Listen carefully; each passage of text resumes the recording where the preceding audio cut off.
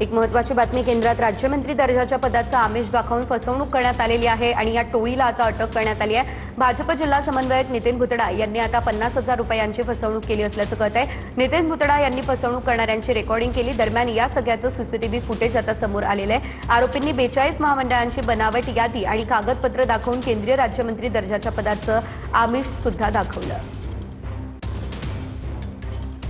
या ठिकाणी पकडली, त्यांनी खुद्द तुम्हालाच आमिष या संपूर्ण संदर्भाचं दाखवलं होतं।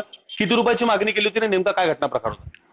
मागच्या 15-20 दिवसापासून ही सर्व लोक माझ्या संपर्कात होती आणि त्यांनी वेगवेगळ्या पद्धतीनं व्हॉट्सअप मेसेजद्वारे, फोनद्वारे माझ्याशी संपर्क करून या सगळ्या विषयामध्ये मला 3 वेगवेगळे केंद्राचे महामंडळ जे आहेत या महामंडळाच्या संदर्भात 20,50,00,000 रुपयाची मागणी केली होती आणि तुम्हाला जर कन्फर्मेशन पाहिजे असेल तर टोकन म्हणून 1 कोटी रुपये आपल्याला द्यावं लागतील अशा पद्धतीचं त्यांनी मला त्या ठिकाणी आमिष दाखवलं होतं आणि त्यामुळं मी भारतीय जनता पार्टीच्या वरिष्ठ नेतृत्वाच्या हे निदर्शनास आणून दिलं आणि वरिष्ठ नेतृत्वाने परवानगी दिल्याच्या नंतर हे स्टिंग ऑपरेशन करून या सर्व टोळीला पोलिसांच्या हवाली केलं।